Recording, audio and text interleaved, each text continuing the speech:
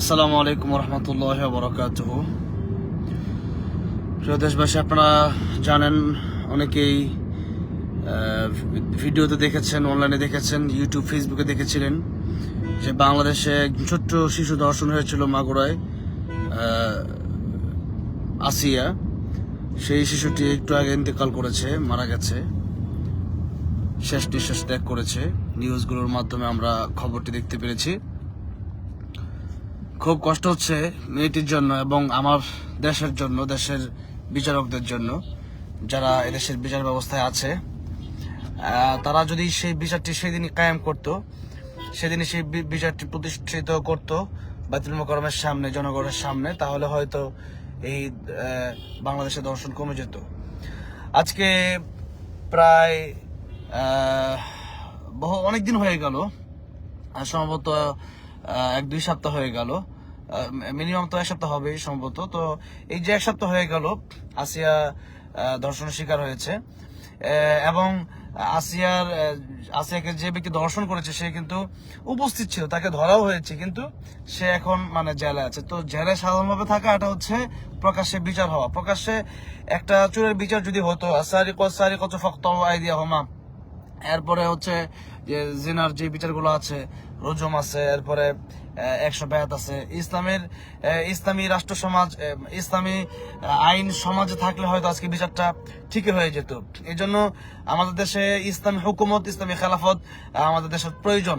আজকে সেই মেয়েটি মারা গেছে, আমরা এখন বিশেষ করে আসিয়ার কাছে আমরা ক্ষমা চাই, সেজন্য আমাদেরকে মাফ করে দেয়। আজকে আসিয়া চলে গেছে, এরকম অনেক আসিয়া কিন্তু দেশ থেকে প্রতিনিয়ত চলে যাচ্ছে। অনেক আসিয়া প্রতিনিয়ত মানুষের ধর্ষণের শিকার হচ্ছে, মানুষের হয়রানির শিকার হচ্ছে, ইপটিজিং এর শিকার হচ্ছে দেশের ভিতরে। কিন্তু এই দেশের ভিতরে বিচার নাই। আমরা এই যে গণ অভ্যুত্থান গেল, এই যে দেশ স্বাধীন হলো, এই দেশ স্বাধীন হয়ে লাভ কি হলো যদি দেশে বিচার না থাকে?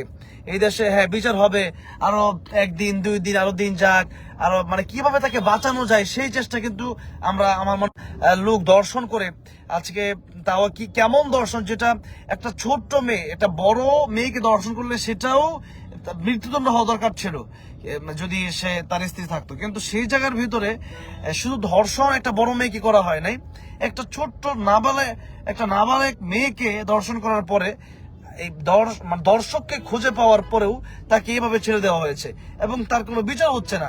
এই দেশে এত মানুষ, হাজার হাজার মানুষ আন্দোলন করলো, হাজার হাজার মানুষ। এখন আসলে নেটওয়ার্ক একটু প্রবলেম হচ্ছিল, লাইভটা আমি এই জন্য দিয়েছি যে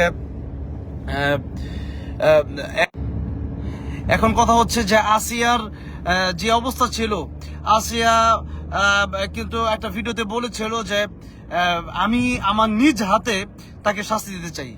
এবার টাকা আছে, নিজ হাতে আমি তাকে শাস্তি দিতে চাই, এই কথাটা আসিয়া বলেছিল, কিন্তু সেই শাস্তি সে দিয়ে যেতে পারলো না। এখন সে শাস্তি দিয়ে যেতে পারলো কি পারলো না, সে দেখে যেতে পারলো কি পারলো না, সেটা তো চলেই গেছে, বিল কাজ, সেটা তার ফিরে আসবে না।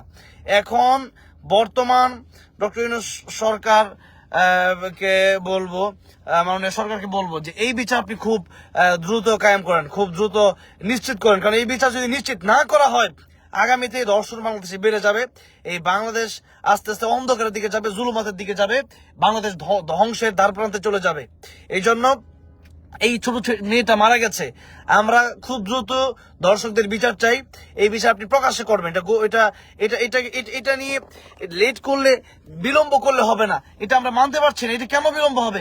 এই দেশে আগে বিচার ছিল না, এখনো যদি বিচারই নাই থাকে তাহলে এই দেশ স্বাধীন হয়ে লাভ কি হলো?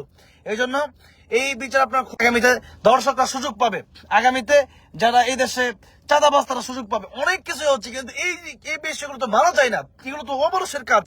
যারা অমানুষ তারা এই সমস্ত কাজ করতে পারে। একটা ছোট্ট মেয়ে, যে মেয়ে কিছু এখন ঠিকমতো কথাই বলতে পারে না, সেই মেয়েদেরকে যা ধর্ষণ করে, এরা কি মানুষ না অমানুষ? এই অমানুষদেরকে এখন আপনি বাঁচাই দেওয়ার যদি চেষ্টা করেন বা লেট করেন, বিলম্ব করেন, তাহলে তো এটা একসময় দেখা যাবে এটা থেমে যাবে। এই বিষয়টা থাকতে থাকতে আসে, যেহেতু একটু আগে সেই পৃথিবী ছেড়ে চলে গেছে, আমরা তার জন্য দোয়া করি আল্লাহ রাব্বুল আলামিন তাকে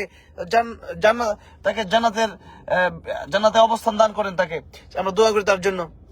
এখন কথা হচ্ছে ছোট্ট মেয়ে সে নাবালেগ, সে তো জান্নাতেই যাবে, কিন্তু কথা হচ্ছে যে এই যে দর্শক, এদের বিচার কি বাংলাদেশ হবে না?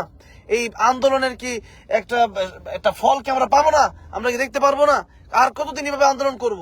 একটা ধর্ষক তার ফাঁসি হবে, এটা নিয়ে আমরা আন্দোলন করতে হবে কেন? এটা নিয়ে আন্দোলন করার কি আছে? এই জন্য আমরা সবাই আওয়াজ তুলতে হবে যে এই প্রত্যেকটা দর্শকের যেন খুব দ্রুত বিচার হয়, এবং বিশেষ করে আজকের যে দর্শকগুলো ছিল এদের যেন আমরা চাই 24 ঘন্টার ভিতরে একটা নিশ্চিত তাদের জন্য একটা বিচারের আওতায় আনা হয়, এবং সেই বিচার যেন কঠোর বিচার হয়। সেই বিচারটা কি? যে মৃত্যুদণ্ড। এখন মৃত্যুদণ্ড যদি না দেওয়া হয় তাহলে দেখা গেছে যে একটা পরবর্তীতে মানুষ সুযোগ পাবে, এবং কোর্টের আইন অনুযায়ী যেন দেশে সরকারের পক্ষ থেকে বিচার করা হয়, সেটি আমাদের সকলের দাবি। আমি আশা করছি যারা প্রকৃত মানুষ তাদের দাবি এটা হবে যে দর্শক যারা আছে দর্শন করেছে তাদের জন্য ফাঁসি হয়। আমরা এটার পূর্ণ বিচার দাবি করছি 24 ঘন্টার ভিতরে। আপনারা সবাই আওয়াজ তোলেন। আজকে যদি চলে গেছে, এই বিচার না দেখা পর্যন্ত আমরা শান্তি পাবো না, আমরা পরিতৃপ্ত হব না, আমাদের দেশ সুন্দর হবে না, আমাদের দেশের মানুষ ভালো হবে না। এই জন্য আমাদের দেশের মানুষকে যদি অদূর ভবিষ্যতে ভালো দেখতে চান, দেশ যদি সুন্দর দেখতে চান, দেশ যদি আলোতে আপনারা আলোময় আলোকিত দেখতে চান, তাহলে কিন্তু এই দর্শকের ফাঁসি সুনিশ্চিত করা আপনাদের এটা কর্তব্য, এবং এটা আমাদের যারা মানুষ, আমরা যারা প্রকৃত দেশপ্রেমিক, আমাদের সকলের দাবি এটা। আমরা এই জন্য সকলে আওয়াজ তুলি, সকলে অনলাইনে অফলাইনে এই আওয়াজ তুলি যে দর্শকদের ফাঁসি চাই এবং দর্শকদের সুনিশ্চিত বিচার আমরা দেখতে চাই। আল্লাহ রাব্বুল আলামিন আমাদের দেশকে ধর্ষণ মুক্ত একটি দেশ আমাদেরকে দান করেন, একটি ধর্ষণ মুক্ত একটি সমাজ, একটি রাষ্ট্র আমাদেরকে, একটি সুন্দর সমাজ আমাদেরকে আল্লাহ রাব্বুল আলামিন দান করেন। সেই দোয়া আল্লাহ রাব্বুল আলামিনের কাছে করছি। আল্লাহ রাব্বুল আলামিন না চাইলে সম্ভব না। যেন আল্লাহ রাব্বুল আলামিন যেন আমার দেশকে সুন্দর একটি শান্তিময়, একটি কোরআনময়, একটি খিলাফার দেশ, একটি ইসলামী শাসনতন্ত্র, একটি রাষ্ট্র। আল্লাহি ওয়া বারাকাতুহু।